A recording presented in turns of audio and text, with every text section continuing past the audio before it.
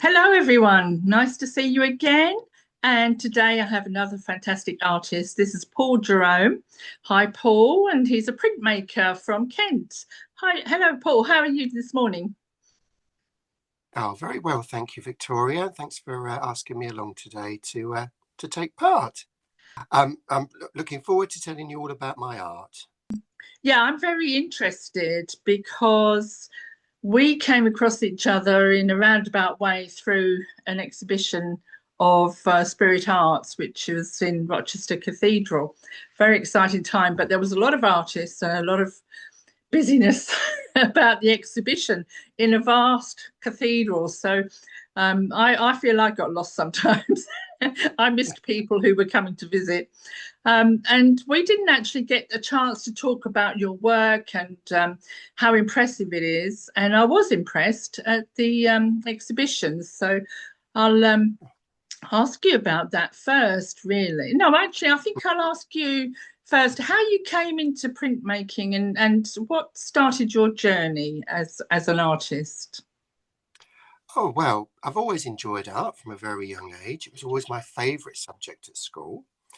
And when I was growing up, I found this wonderful book by a chap.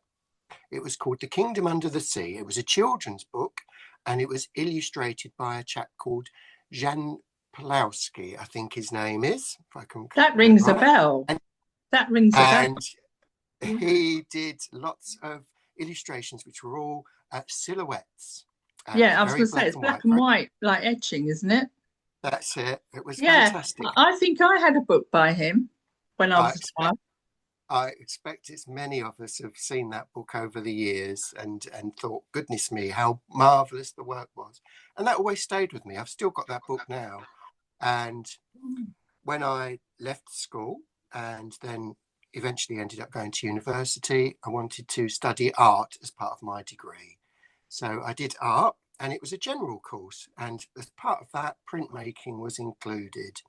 Mm. So we did a quarter of the year on printmaking, and that was screen printing, that was Mm. etching, coleograph, which is another technique, all different ones. But the one that I specifically enjoyed was lino printing. And we had a lovely big etching press there, as you do when you're at university, have all that wonderful, Yeah. wonderful things to hand.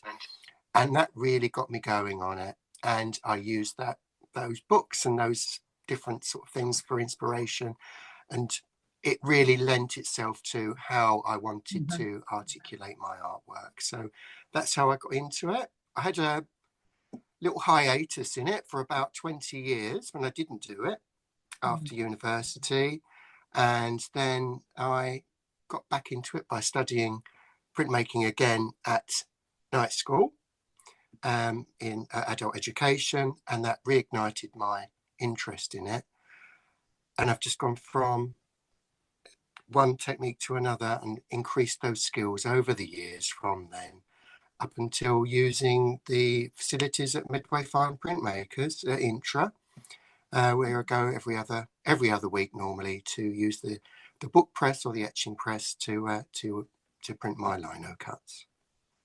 That's wonderful. I can relate to so much of that, especially the hiatus.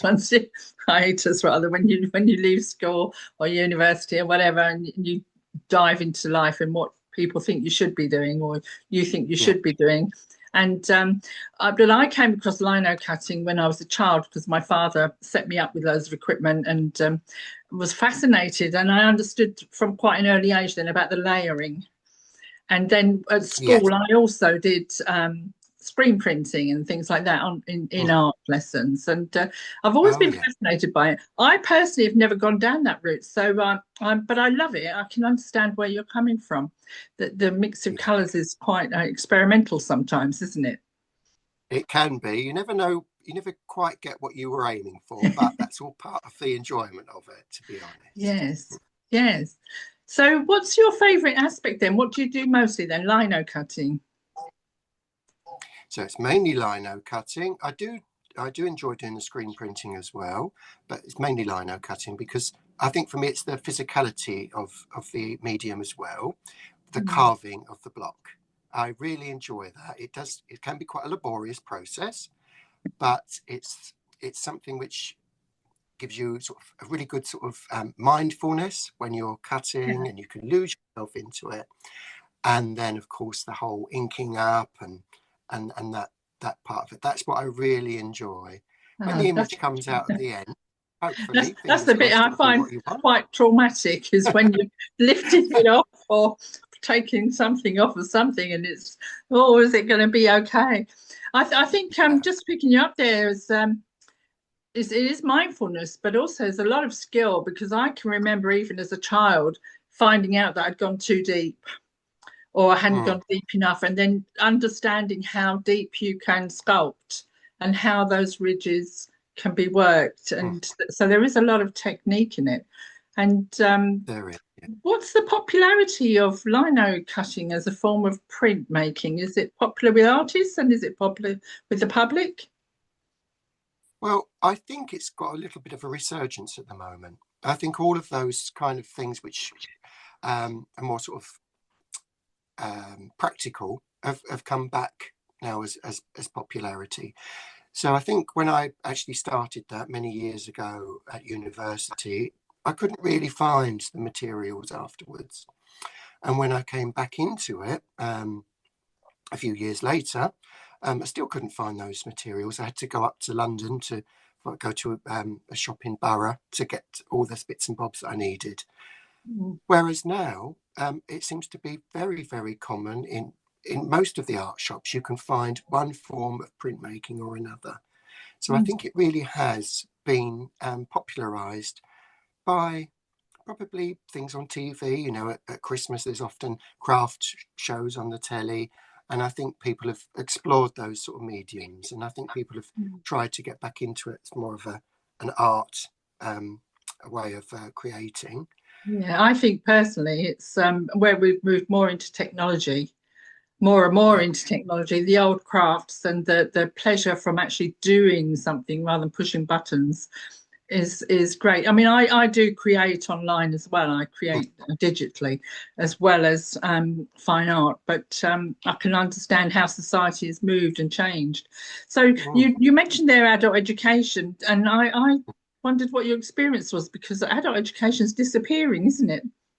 Unfortunately and very sadly, it is disappearing. So I've always enjoyed it and made use of it. I work for the council, so I I've often see the courses come round and think, oh goodness me, that would be really good for my personal development and well-being.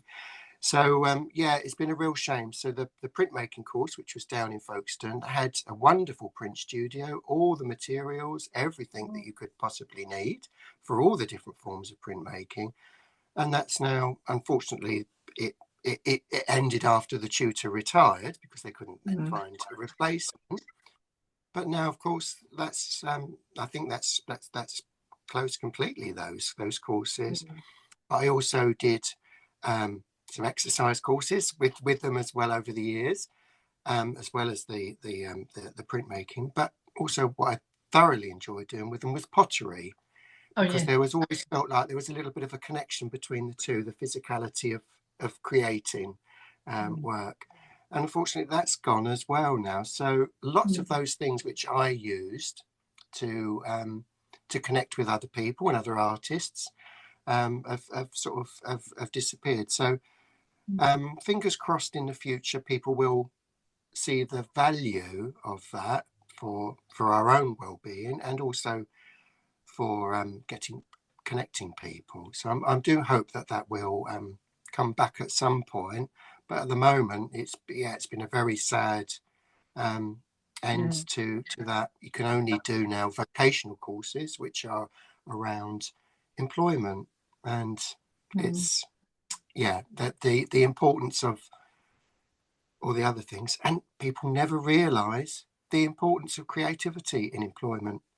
No, not always. It, Some it's areas maybe, but not as a whole. I think also what you've touched on there is that society's changed in the sense that there are more artistic hubs and groups than ever before. But sometimes you cannot focus, or you get distracted, or the facilities aren't there, and the emphasis is on quite often, say, like for a knitting group, would be on talking and communicating rather than actually. I mean, they do produce wonderful work, but it's a different emphasis. Whereas adult education was very much an approach to learning something. But yes, let's wait and see, because there is talk about bringing libraries back into the high streets to create these more community hubs. And I know some councils are very good at trying to focus the arts in the high street. Yeah. So let's move back to your printmaking then. I've got a question. My question is, how big do you go? I mean, when I was a child, it was probably A5 size, very tiny. And I progressed to slightly bigger. But I know the roundels that you did, they were like 14-inch by 14-inch, weren't they? Yeah, so yeah. How large are your prints? So I go as big as I can fit on the press. Yeah. So I've got to move around. Yes, you do have to move around. They can be a little bit tricky printing, but the biggest size I go to, and I'm going to use the sort of A sizes, is A1, which is the biggest paper size. Well, you can get A0, but A1's the biggest that I do. Couldn't tell you the size in centimeters and inches. Not sure if I've really measured it out, but that's the biggest that I go on the press. Yeah. I've just done one. Well, I was talking to somebody the other day that did a montage. She did 4, and she printed. Oh yes. She painted them separately. They were then printed as a print. Yeah, so I suppose you could do that. What were you saying then? Sorry. Oh, I've just done a huge print, all of a woodland scene. So, yeah, doing lots and lots of those. I tend to do one of those and then think, oh, right, I'll go back to doing some small ones after, which is a bit more manageable. But yeah, thoroughly enjoy doing all the different sizes of lino cuts. And do you have a favourite mode? Do you have style? I mean, I can recognise your style because I've seen a few bits of it. But what do you think? Have you purposefully created a style of your own? Well, I think what it is kind of it's naturally developed. To be honest with you, I did my lot of my artwork is related to British folklore and local traditions and things like that. So it's got a folksy feel to it. So I really like that kind of medieval, almost looking folksy feel to things. So it's often got that. It's normally very detailed. Because I do enjoy really trying to get all the little bits of leaf in or fur on a critter or creature and try and do all of that. So yeah, it's got a very sort of folksy feel, but it's normally always in 1 or 2 colours. I don't tend to do the multi-block printing. Well, it's very impressive. What I've seen is just using the 2 colours, and what I wanted to say though, that lends itself very much to religious art, doesn't it? And the spirit arts the Coming With Me was a particularly spiritual religious exhibition. Do you have a persuasion towards religious art, or was that your first endeavour? That was my first endeavour for that, to be honest. I'm an avid visitor to museums, galleries, religious buildings, churches. I love going and finding old churches and seeing the artwork and things which are created within. I don't live on Romney Marsh, but my mother does. So I'm often out on the churches in Romney Marsh and going around and finding the old artworks and carvings, and I love all of that sort of thing. And I also really enjoy going up to the museum. So the British Museum had some fantastic tiles from various different churches and religious buildings, all the iconography. So I really enjoy visiting and finding out about all of that and getting that sort of the stories behind the creatures or the artwork or the people within it. I'm thoroughly thoroughly like to get absorbed in all of those kind of stories. It's kind of like a mythology and kind of culture, history, Absolutely. all wrapped up into one. That's what I found very exciting about that particular exhibition, especially as it was in Rochester Cathedral on that beautiful Nations table. Yeah, It was wasn't it? absolutely gorgeous. It really Yeah. elevated all the work that was on it. It Yeah. did, it did. Yeah, it was Mm, beautiful. Really, really lovely. It looked very impressive, all of that, yeah. everyone's artwork out there. And was that the first time you've used gold leaf then, or do you use other sort of mixed media with your printing? I do use mixed media, but that was the first time that I'd actually used gold leaf properly in that respect. Mhm. So it was a learning curve, and Jane helped me very much with that. But it really did elevate the work. I mean, obviously, it brought everyone's work together with that common theme. Mm, But it yeah. really did give me an experience of that. And since then, I've bought quite a lot of gold leaf to use on other designs. So it really has ignited a Mm. another passion for me to use that in my art. Yeah, I relate to that. I'd always been put off by gold leaf, but having done it and used it, I'm now incorporating in not all my art, but special pieces. And again, we've got another exhibition now, which is the animals in the Bible, the spirit Yes, animals exhibition, which starts off in St Mary's Church in Burham, that's in Kent, and also near Rochester again.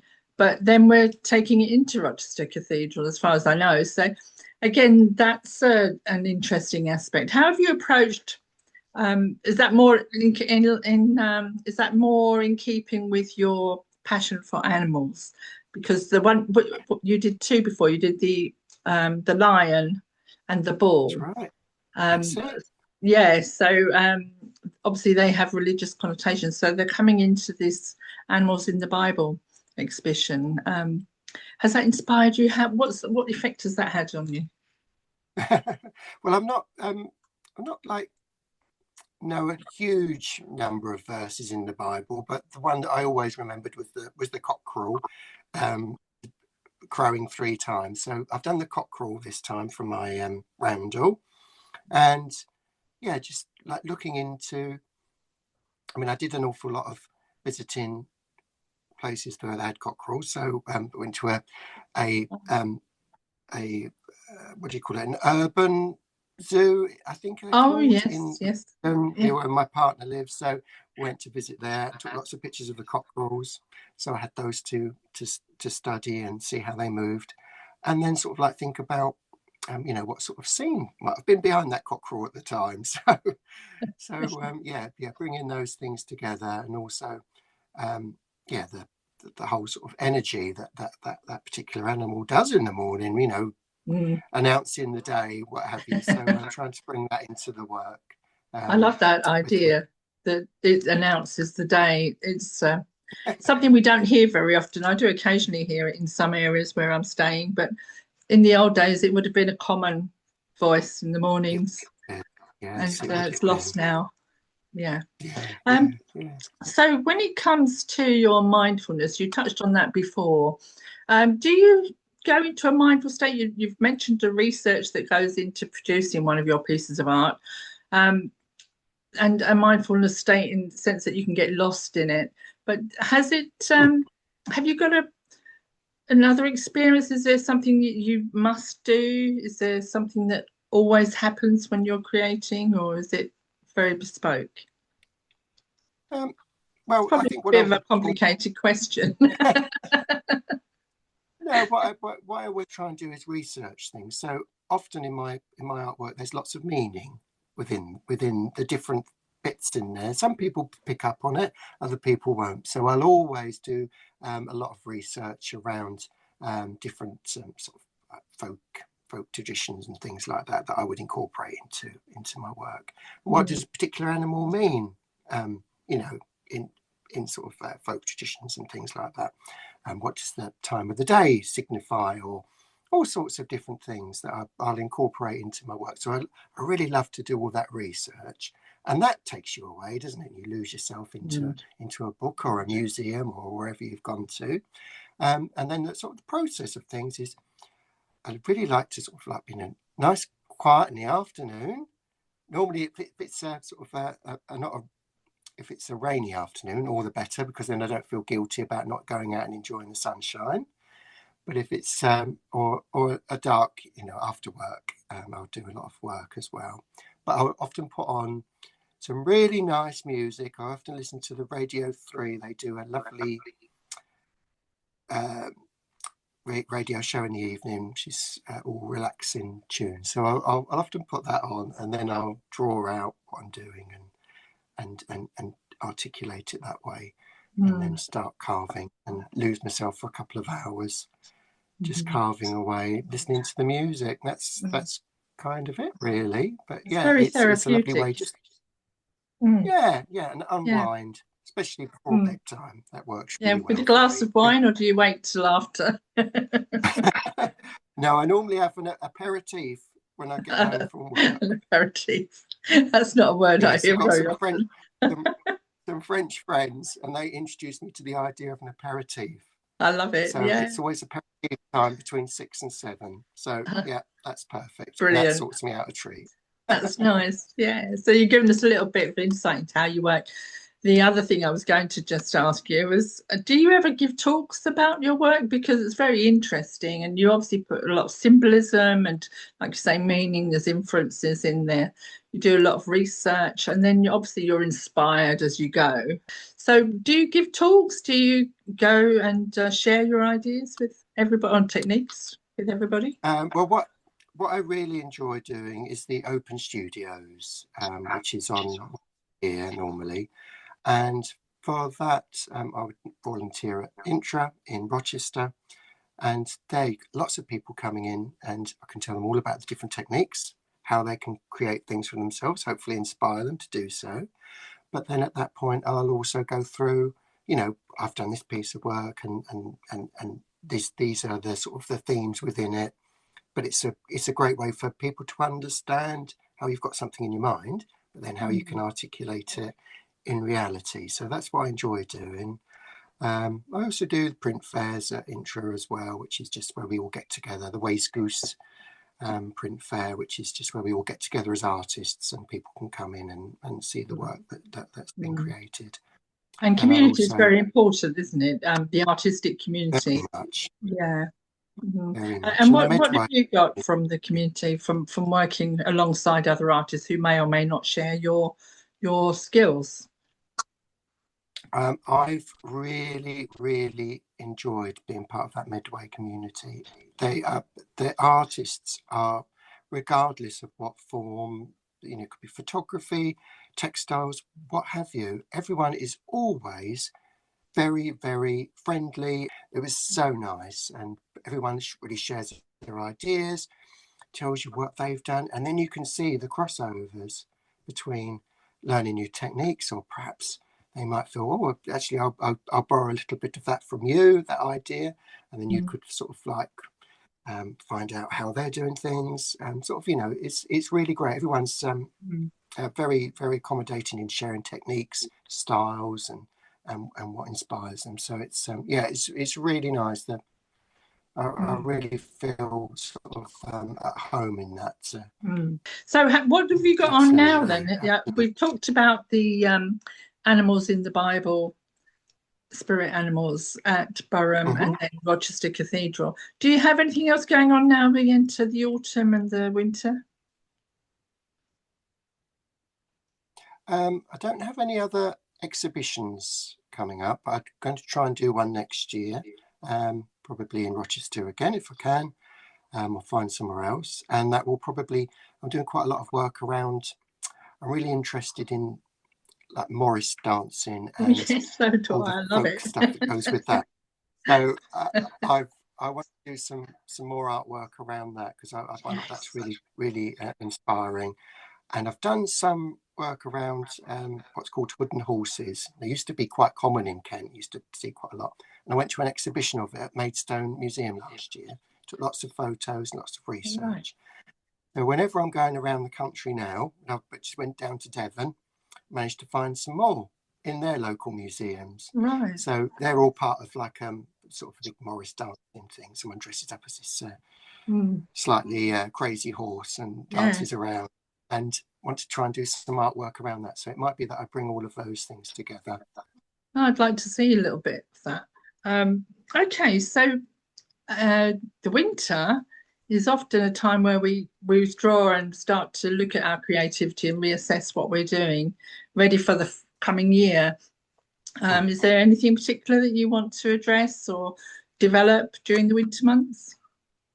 Well, hopefully, creativity-wise, the pottery is reopening in Folkestone, which I use, and that will be under different ownership. So I'm really looking forward to getting back there and exploring that side of things. And the other way that I'll be doing things is I've bought quite a lot of different coloured inks recently for doing my printing with. So I'm going to try some different techniques around layering images together to get the layering of the colours to make other colours. So that's something else which I'm really going to enjoy exploring over the winter months. So I've been stocking up with paper and preparing inks. A huge piece of lino I've got curled up. So it's all ready to start and use. And I've also bought another roundel. I was going to say, would you do another roundel? I'm going to do another roundel. I found a smaller one, so I'm going to try and find another creature, perhaps related to that theme, and do one on there as well. How lovely! Sounds wonderful. What I'd like to finish on is basically how do the viewers find your work, and do you sell prints and cards or posters, or do they have to come to a gallery? What's the best way for someone to find and discover your work? Oh, well, if people would like to sort of follow me on Instagram, that's where I tend to put and what's your address? So I'm Peege, which is P-E-J-E Lino Print. So if you pop that in as a search, I should come up. I never would have got that one.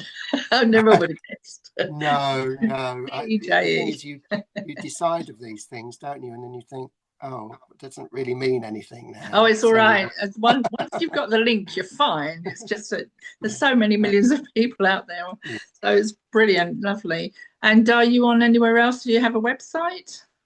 I don't have a website. The only other thing I do is I do the Ways Goose in Medway, and I have work there. But I'm not a commercial artist, so I'm not, I'm sort of create to sell in that regard. But, sort of create to share. So, but yes, you can come and find me in a window in Rochester, perhaps. But people can buy your work. Yes, they can. Yes, they can. We don't want to put them off. Oh no, because it funds the rest of your artwork. It does. Well, I mean, people say, "Oh, you're very cheap," but what I do is I cover the costs, so then I can just carry on. So yeah, that's the way I like, and I like to keep it sort of low, because I don't want to intrude upon professional artists, because they are doing it for a living, whereas I'm doing it for the enjoyment of it. So if people would like to share it, take it home. Lovely. Fantastic. But and can we have an email address if anybody in the media wants to get in touch with you? No, not at all. There's no problem. So it's pauljohnjerome@yahoo.co.uk. Lovely. Okay, well, I think everybody's got that. They can always replay it if they've missed it. Well, thank you very much. Thank you so much. It's absolutely wonderful talking to you, Paul. I wanted to talk to you last year, and I've been fortunate enough to get another chance this year.